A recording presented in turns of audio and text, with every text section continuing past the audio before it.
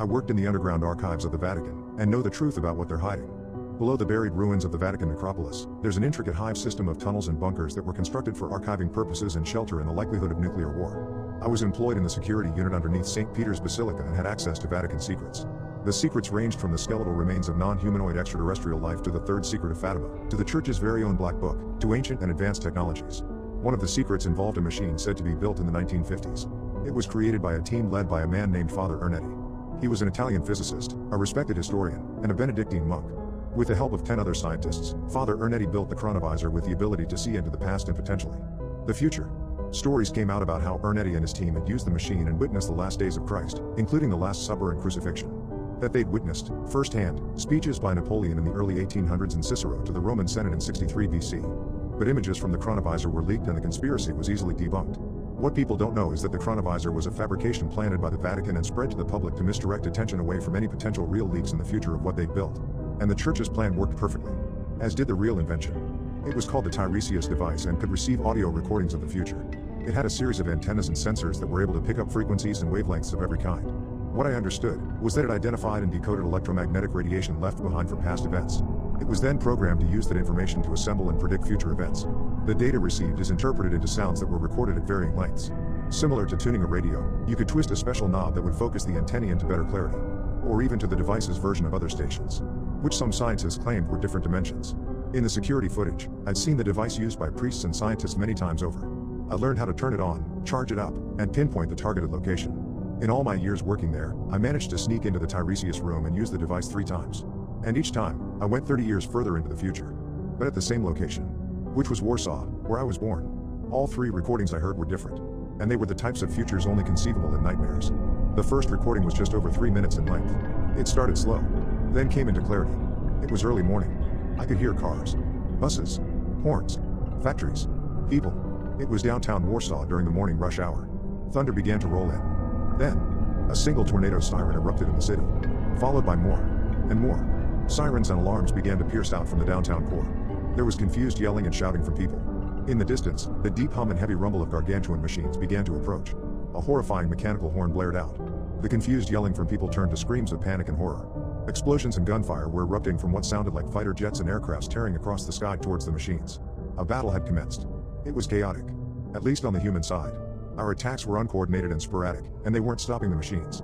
The sounds of the machines approaching continued. 4-legged, one after the other. Bump, bump, bump, bump. Never breaking pace. Never slowing. Never backward. Not fast, but unstoppable. The battle against them raged as the machines got to the city. An impossibly loud sonic boom erupted. I assumed it was an EMP because everything on the human side went quiet, except for the humans.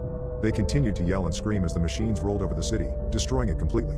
Then the screaming and yelling stopped. And there were only the machines. The machines continued on to the next city, their horrendous sounds getting quieter as they disappeared over the mountains. It was the scariest thing I'd experienced in my life at that moment. Hearing those large, mechanical horns blaring from miles away before they even got to the city. They weren't trying for a surprise attack. It didn't matter if they gave away their approach. You had all the time in the world to get up and leave before they got to your city. Eventually, you needed to stop.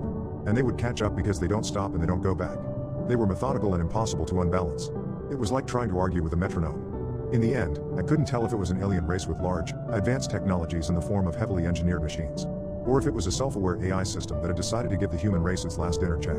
Both possibilities filled me with terror. The next time I used the Tiresias device was 6 months later and I targeted 60 years ahead this time. I hoped to hear the sounds of civilization back. But I didn't. And it was even more frightening than the first. The recording lasted just over 4 minutes. There was a consistent, deep drone, almost like the hum of the earth. Then there were other sounds, distinct and frightening but irregular and warped by some form of compression. I enhanced the recording and passed it through several filters and discovered the sounds were distorted because they were underwater. Warsaw was underwater. A lot of water. The sounds were analyzed and notified me of some frightening information. They were compressed by water, and based on the pounds per inch 2 calculated, the audio was at the bottom of a newly formed trench, with over 10,000 feet of water above it in the now expanded Baltic Sea, which Warsaw was at the bottom of. The strange sounds amidst the water were projected out in waves of awful, guttural pulses from what was calculated to be massive, obscene creatures. Some new forms of aquatic organisms. After the audio had been cleaned, what I heard was the nightmarish version of a humpback or great blue's beautiful melodic tones. Amidst the loud and frightening pulses were a myriad of high-pitched whistles. It sounded like the creatures were screaming at each other. The sounds got closer and erupted in all-out violence. There was thrashing and whistling and shrieking, all from disturbing versions of powerful underwater larynxes, vocal cords, and air sacs. Then it got quiet, and the stillness of the ocean depths resumed. The recording ended. It was a full year before I brought myself back to the Tiresias device for a third listen. I inputted the details for 90 years ahead and hoped for a better future this time. What I got was something worse. This recording was over 5 minutes long and had a perfect connection to the time and place I'd targeted. But there was nothing to hear. No drone. No static. No atmosphere of any kind. None of the haunting crackling of the planet's magnetic field. There was nothing to clean up or run through filters. No pops or clicks to decipher. Though I did all of that anyway. But received nothing back. The recording carried something more frightening than the bottom of the ocean. It carried the empty sound of space. The vast, dark areas between stars and planets are filled with nothing. My filters couldn't detect the hum of stars or planets nearby. It appeared there was nothing at all. Everything was gone. It was a terrifying thought, that there was a point in not only our future but likely the entire universe, where it would all end. There would be nothing. Not a void or an abyss. Just nothing.